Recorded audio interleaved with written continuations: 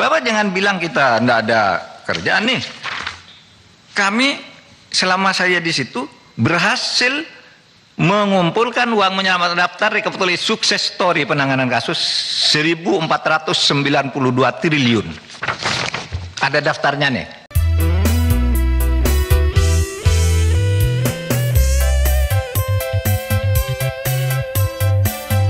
Semakin berisi, padi semakin merunduk.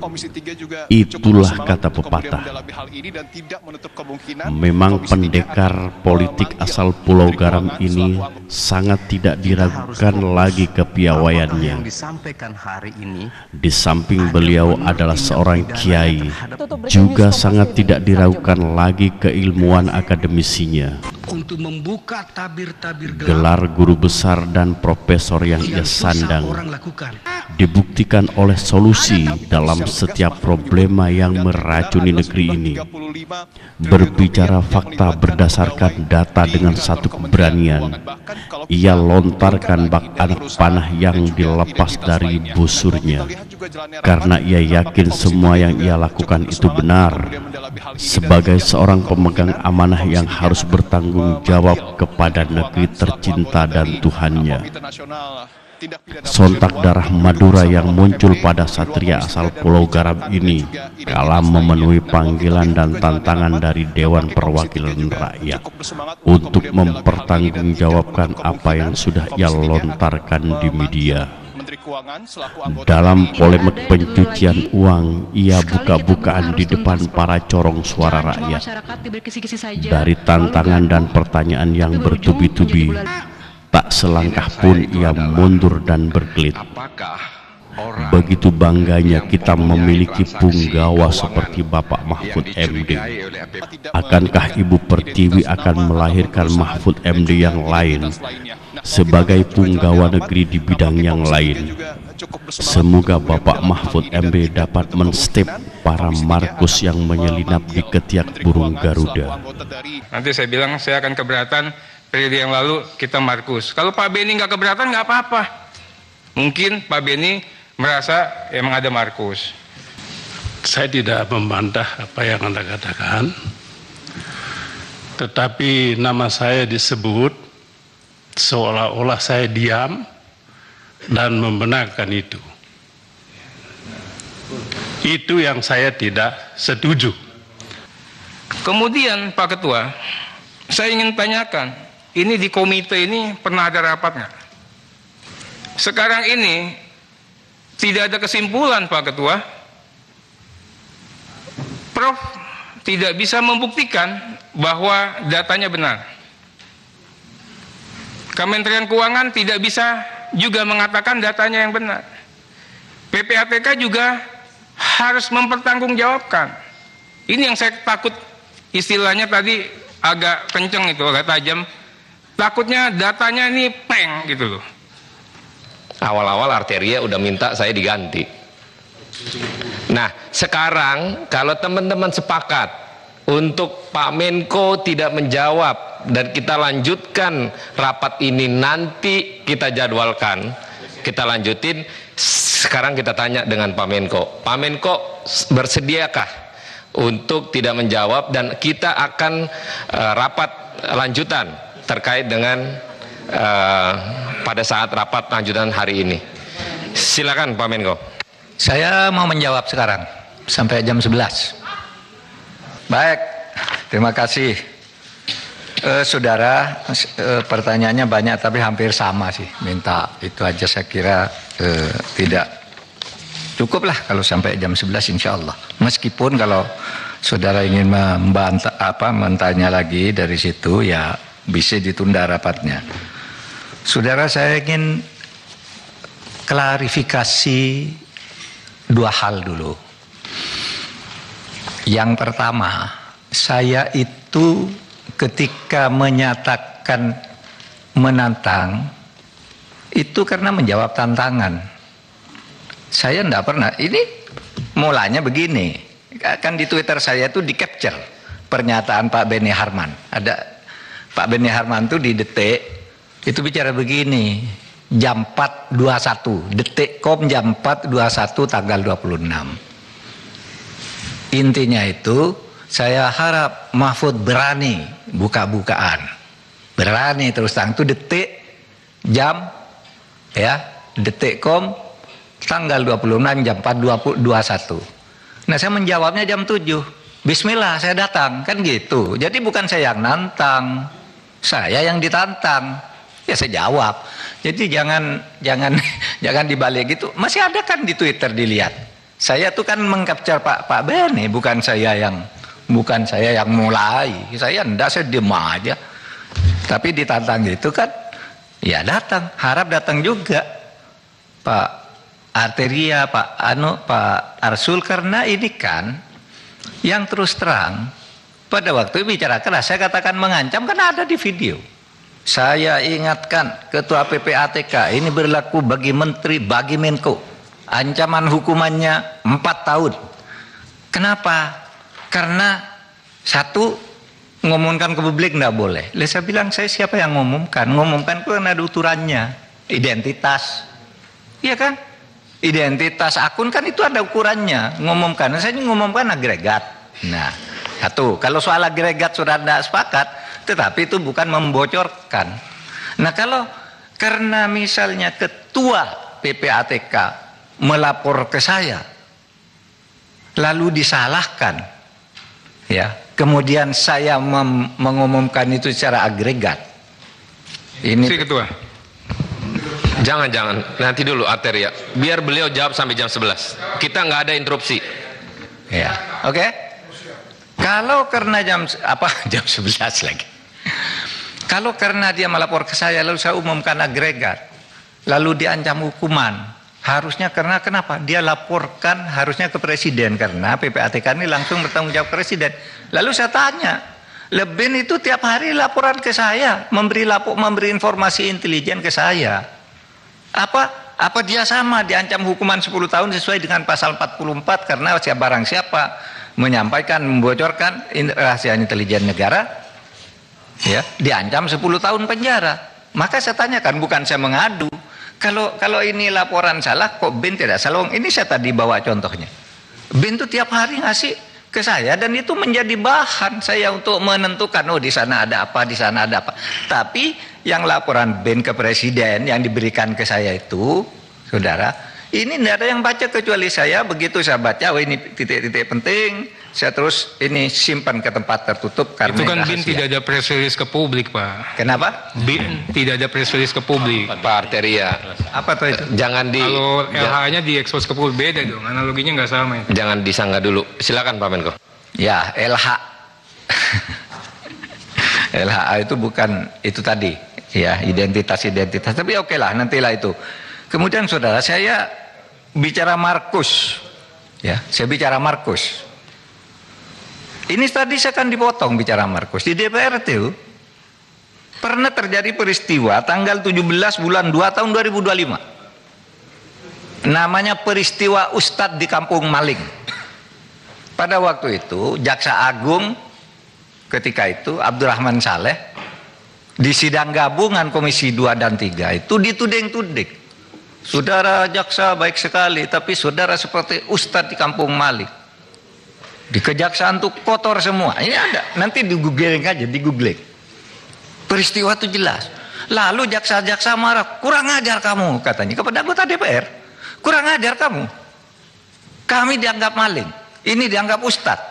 Kamu kalau ngurus-ngurus perkara, habis marah-marah gini ngurus perkara. Nitip pejabat, nitip ini. Itu kan tadi saya katakan begitu. Tapi terus dipotong. Bukan DPR sekarang, DPR yang lalu. Saya tidak begitu bodoh menyebut DPR sekarang. Meskipun misalnya aja, enggak mungkin dong nyebut. Disebut Tapi, aja, Prof. Kalau ada justru disebut aja.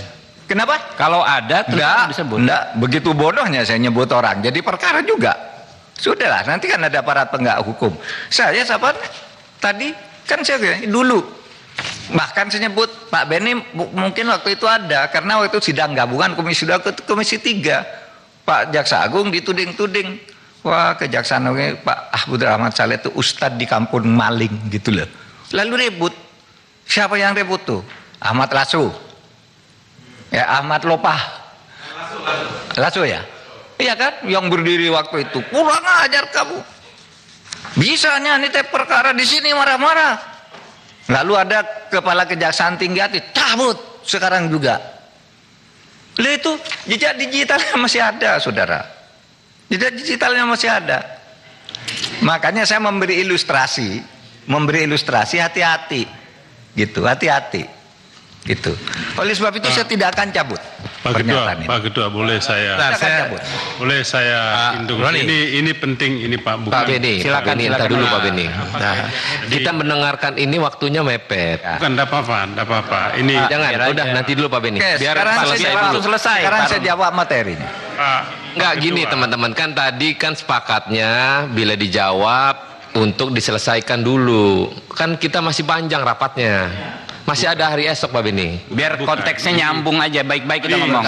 Kalau nanti selalu debat, nggak akan pernah ketemu Pak. Bukan rendah. Pak Mahfud Instruksi Ketua. Kalau dalam keadaan seperti ini persidangannya, Pak Ketua, izin kembali kepada tertib yang ada. Apa kata tertibnya di sini, maka itu kita jalankan. Silakan baca Pak Beni apa tertibnya. Silakan. Ada. Ada.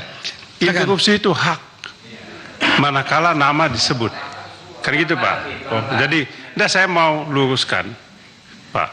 Jadi pada saat itu saya ada. Kalau Prof. Mahfud masih ingat, saya yang menyampaikan Ustadz di Kampung Maling. Sudah itu disambung oleh Anhar Nasution. Ketika Anhar ngomong gitu, jaksa-jaksa pada naik pitam. Waktu itu saya masih ingat betul disampaikan, kalau Anda yang ngomong saya tahu, tapi kalau yang ini yang ngomong kami tidak terima karena apa? Ya itu tadi yang disampaikan oleh Prof. Mahfud. Saya ceritakan apa adanya. Jadi bukan mau kemah-kemah supaya jangan ada miskomunikasi. Yang kedua Bapak Ketua Pak Mahfud, mungkin yang tadi soal itu adalah statement Pak Menko tidak dalam konteksnya. Ini yang jadi soal. Jadi ketika Pak Menko mengatakan anggota DPR banyak jadi Markus, memang sangat sensitif. Jadi maklum saja kalau kemudian banyak reaksi begitu. Jadi kalau tidak dijelaskan dalam konteks, ini kan potong-potong Pak.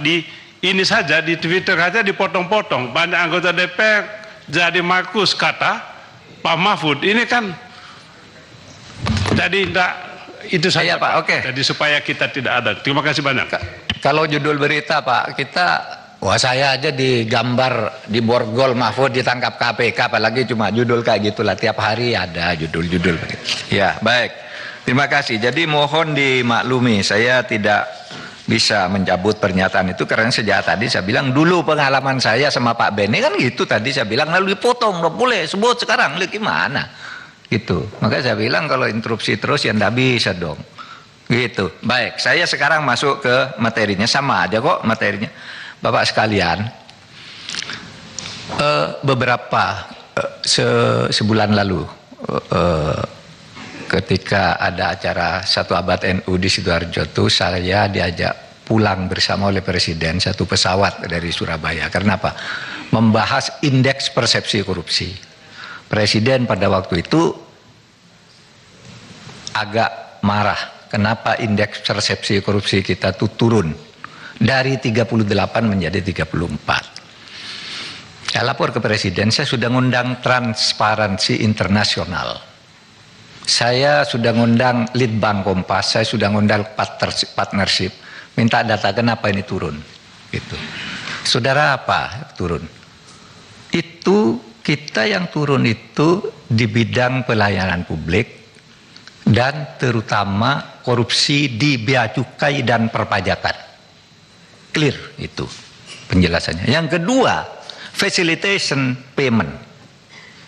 Di dalam pelayanan publik di berbagai tempat itu, orang sekarang Pak bayar, mau naik pangkat bayar ke siapa, kalau enggak punya channel itu enggak bisa. Itu transparansi internasional. Sehingga saya katakan Bapak Presiden, ini masalahnya yang paling besar itu ada di situ. Lalu Korupsi di mana lagi? Maaf, di DPR. Baca aja di situ. Kenapa? Wah, di situ transaksi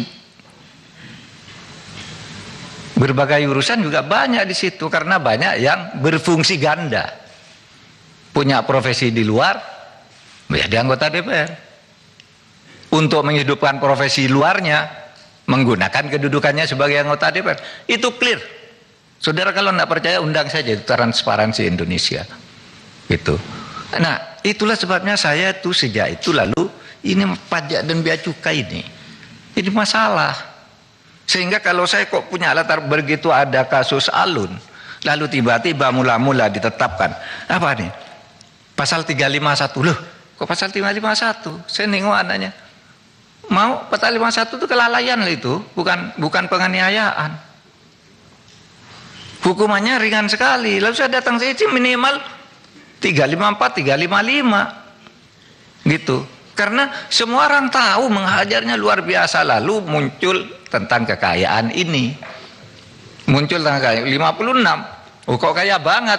Gitu. Besoknya ditemukan lagi 500. Lalu saya minta, coba saya minta, itu ada kasus enggak di PPATK? Kok orang kayak begitu? Gitu. Nah, itulah yang terjadi, saudara. Jadi kalau latar belakangnya kenapa Alun, lalu sesudah itu ditemukan lagi begitu banyak. Dari situ saya minta rekap. Jadi saya yang minta rekap ke ini. Nah, inilah rekap yang saya sampaikan tadi. Ya, saudara, data ini clear valid. Tinggal pertemukan saja dengan Bu Sri Mulyani. Tidak ada data yang beda. Cuma Bu Sri Mulyani itu menerangkannya begini. Kalau PPATK itu kan rombongan nih, misalnya Rafael, itu kan ada rombongannya. Nah, ketika diperiksa oleh Bu Sri Mulyani, satu yang diambil. Sama dengan ini tadi. Jadi ini rombongan, namanya pencucian uang. Kalau tidak banyak ya bukan pencucian uang namanya. Kalau satu geng begitu. Kalau satu korupsi, tapi pencucian uang di belakangnya itu loh nama itu. Saudara buka nanti, mau pansus buka, ada nama-nama orang 491 orang, apa kasusnya? Itu kan ada LHA-nya. Ada di situ. Maka bagi saya gampang kok masalah ini. Undang Bu Sri Mulyani, cocokkan. Ini datanya PPAK, hanya beda menafsirkan. Seperti yang kasus 189 itu. Itu kan 15 entitas. Bea cukai. Tapi pertama Bu Sri Mulyani tidak tahu. Bu Sri Mulyani tidak tahu. Buktinya apa? Tanggal 14 dia baru menjelaskan itu. Ya. Contohnya, Bro. Nah, ini hasil analisis untuk satu nomor loh. Satu nomor tuh hasil analisisnya begini. Kalau sampai 300 nomor berapa mau dibawa ke sini semua? Tapi saya jamin Anda semua dapat nih uraian faktanya. Tadi sudah saya tayangkan di situ. Itu benar. Dijamin 100% benar. Nomor ada tanggalnya kok. Cuma kenapa? Yang saya katakan tadi, kalau kita semua dinengakuan pencucian uang, sampai kayak apel begitu, lalu diambil satu oleh Bu Sri Mulyani. Oh, ini pajak. Lalu karena lo kok perusahaanmu banyak sekali, lalu pajaknya yang dihitung, bukan pencucian uangnya. Bukan pencucian uangnya. Kan gampang nih mempertemukan dengan Bu Sri Mulyani kayak gitu, gampang banget. Tidak ada data yang berbeda. Kok siapa datang? Kok datanya berbeda? Tidak ada yang berbeda. Menafsirkannya yang beda. Menafsirkannya yang beda. Nanti lihat aja di sana. Penafsiran pada satu rangkaian ini. Oleh sebab itu saya tadi lihat Pak Tobas di TV, itu betul, sudah clear bagi dia. Ini kan sudah ada 3 kelompok dan setiap kelompok itu ada ininya. Tidak ada yang beda. Kenapa kok seperti serem sekali terjadi permusuhan? Tidak ada permusuhan antara Menko Polhukam dengan itu. Tidak. Saya bantu Bu Sri Mulyani. Ya, saudara tinggal aja. Saudara tinggal cari aja. Ini di data yang saya sampaikan nih. Ini ada semua kok ini nih. Saya kasih nanti. Pak Menko, sebentar. Belum Pak Arteria, kalau mau kasih Pak Arteria. Jadi Pak Menko mengatakan datanya Bu Sri Mulyani tidak benar. Itu wah, saya jelaskan sekarang. Ya sebentar Pak, saya mau nanya ya. kemudian data primernya sama, ya. Nah, dari paparan ini ya, saya dari tadi mencoba, Pak. Ini samanya di mana? Dari 3,3 dapat ke 35, ya kan? Kemudian juga, apakah 3,3 dan 35 itu karena tidak melakukan penghitungan atas perusahaan cangkang? Misalnya, saya coba begitu tuh. Jangan-jangan. Oke lah, makanya saya jelaskan, ya. Saudara. Makanya saya jelaskan, ini sudah kurang 16 menit. Datanya yang ini, karena kami yang mengeluarkan. Ya, nanti saudara boleh ambil ini. Ini datanya, kami yang mengeluarkan. Tidak mungkin beda dari ini. Kalau beda dari ini palsu. Pasti palsu kalau beda dari ini. Pasti, karena kami sudah mengeluarkan di tanggal sekian tahun 2009 sampai yang terakhir itu. Nah, itu datanya rekap atau dokumen itu, Pak? Kenapa? Itu rekap itu. Rekap dokumennya, sudah kena rekap, saudara cari dokumennya di nomor surat sini saya mau lihat. Nah, dokumennya ada. Dokumennya. Ada dokumennya di kantor Menko ada, di kantor saya ada. Terus bagaimana? Kita kok selalu dibenturkan dari seluruh pertanyaan judul. Nah, ada. Saudara. Saya interupsi sedikit, Pak. Pak Mahfud, mohon izin, Pak. Pak, ini lama-lama saya masih banyak mau jawab nih. Ntar nanti aja. Minta izin, Pak. Minta izin saya. Saudara, tadi ada yang bertanya, kenapa sih Pak Mahfud tuh baru sekarang kok baru ngomong sesudah 14 tahun. Saya baru jadi Menko 3 tahun. Dan baru saya tertarik untuk membuka ini. Saya sudah ada kasus Rafael itu. Saya minta rekapnya deh. Siapa sih yang pakai pencucian uang? Hah? Enggak tertarik. Karena enggak boleh kita buka itu. Nah, saudara, enggak boleh buka yang itu, enggak boleh. tetapi kalau saudara tanya rapat, kami ini 3 bulan sekali rapat nih dengan Pak Agus dengan semua ini. Ini daftar rapat lengkap. Bertemu kami, jangan dikira kami enggak bertemu. Apa pikiran kita tentang ini? Ketika bertemu, ternyata melaksanakan undang-undang tindak pidana pencucian itu sulit.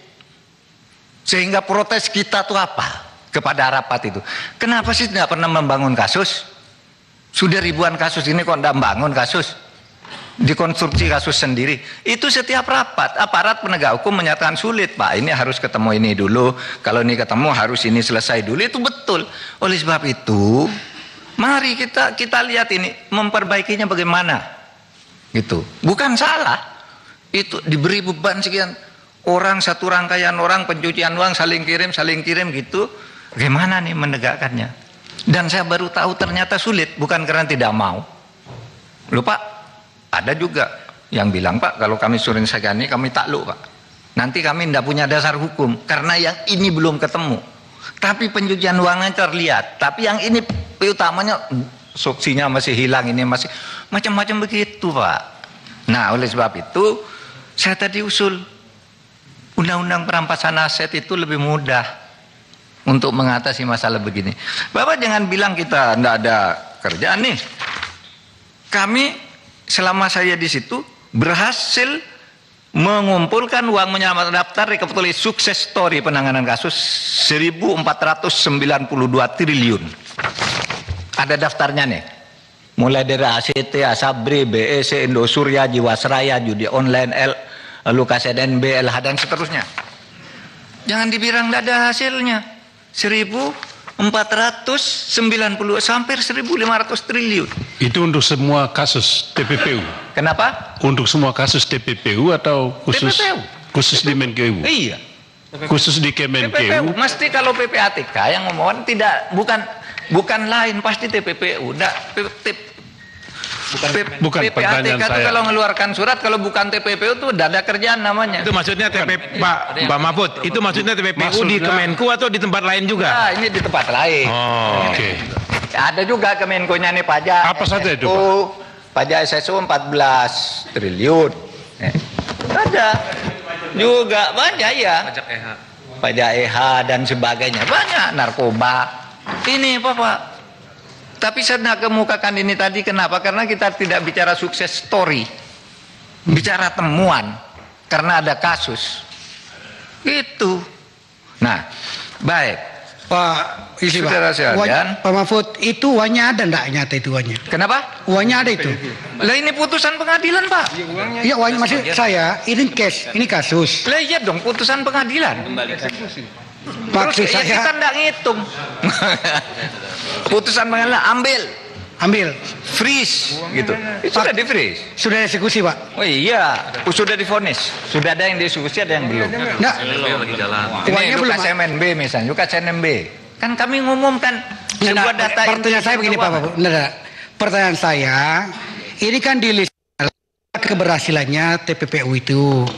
Apakah uang itu nyata sudah dikembalikan untuk negara maksud saya? Nyata karena sudah dieksekusi maksud saya. Ada yang sudah dieksekusi, ada yang belum. Ada yang belum. Lukas NMB Nah itu yang saya tanya.